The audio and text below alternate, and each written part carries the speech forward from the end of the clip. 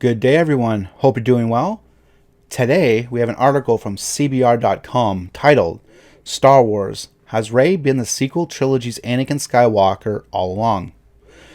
If you like this kind of content, consider subscribing to the channel. But let's get into this.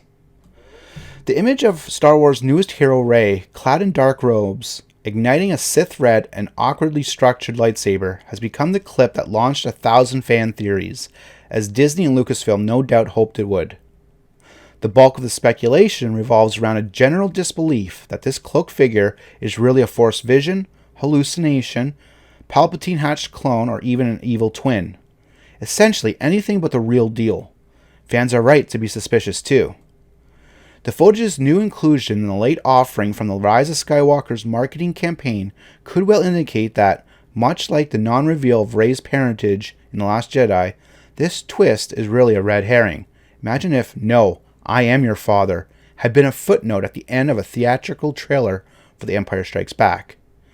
Even at a time when Disney thinks the death of a major X-Men character is worth spoiling for the sake of pre-sale tickets, it's hard to imagine a plot point as major as a Jedi going dark side, without the name Anakin, being used for casual advertisement.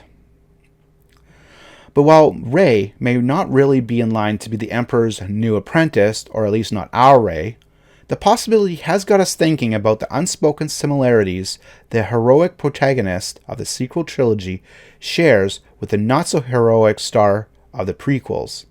Similarities that, red herring or not, make a shift closer towards a less righteous path for Rey, our Rey, not so unthinkable. From the very beginning, she was clearly signposted as the Luke Skywalker of the new trilogy, an orphaned youth stuck on a nowhere desert planet, gazing up at the stars and longing for more. On top of that, there was her natural knack for piloting, Force-rich blood, and lingering questions about her parentage, which led her right to Luke Skywalker himself. Even her pale robes and wide-eyed drive for adventure evoked the young Jedi aesthetically and spiritually. For the franchise, both applauded and skewered for being too wrapped up in historical repetition, required for legacy building, even if there was a few too many Death Stars. This parallel is so obvious, it barely needs to be pointed out. However, the sequel series has also been throwing us many curveballs at us as familiar concepts. Stormtroopers with human faces, Jedi Masters renounce their faith, and Han Solo is killed off in the first act of a story. Following this, there's never been any solid assurance of where exactly our principal heroine will find herself by the end of it all, because as much as Rey is the Luke Skywalker of the current series, she's also very much an Anakin Skywalker too. Like Rey, Anakin came from seemingly insignificant origins.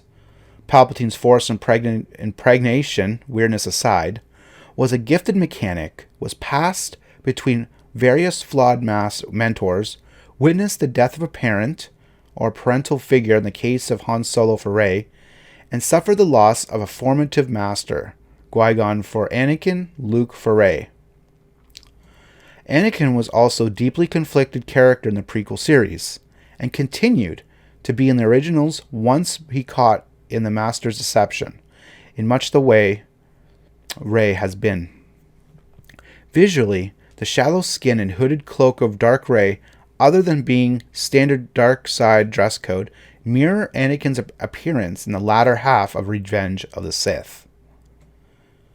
To make this comparison isn't necessarily to say that Rey will share Anakin's dark fate, but rather to compound the idea that her dual potential to be both light and dark didn't just emerge during the events of The Last Jedi, thanks to illicit hand-holding from Anakin's grandson.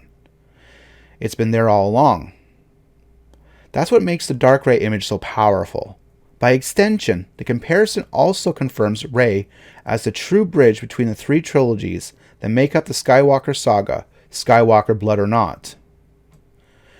Even if Rey does remain more on the light side of things in Episode 9, or just finds a more neutral balance, her rebellious streak and surface-level emotions tie her closely to Anakin, and should she stick the landing of her heroic journey, her arc could therefore be viewed as a what-if for the corrupted Chosen One, had he perhaps been freer to pursue his own path and escape both the suffering religious doctrine of the Jedi and the Sith's destructive influence.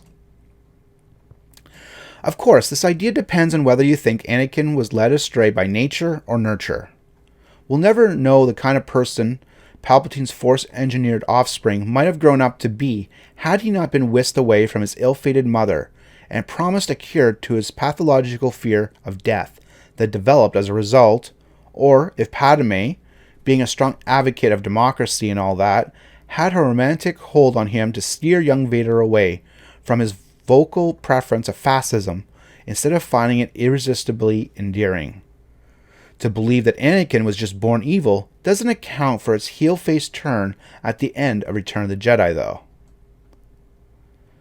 Though Rey was purposely sought out mentors and tried to find answers in established structures like the Resistance and Jedi Order when it comes to the ways of the Force, she hasn't been fully saddled in the ideology yet, in the same way that Luke and Anakin were, rigid systems of living that led both to become bitter, lonely old men. In this respect, Rey's story, and the sequel series in general, is not merely a repetition of history for nostalgic's sake, but instead is some sort of redemption deconstruction of it. Should Darth Rey not come to pass, episodes 7 to 9 will serve as a second chance to watch an isolated and fiercely passionate hero live out much of the same successes, failures, and traumas as the one we watched in episodes 1 to 3, without allowing these things to shape them into a hateful puppet for tyranny. Instead, Rey could actually fulfill what many suspect Anakin's Chosen One status was really all about: the democratization of the Force and the freedom to choose one's own destiny. So that was a bit of a long one, but what do you guys think about this?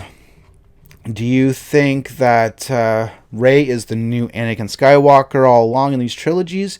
Do you think it'll be up to her to bring balance to the Force now? Yeah, it's pretty interesting. I don't think she's the one that should be bringing balance to the Force, because, I mean, that was Anakin's job.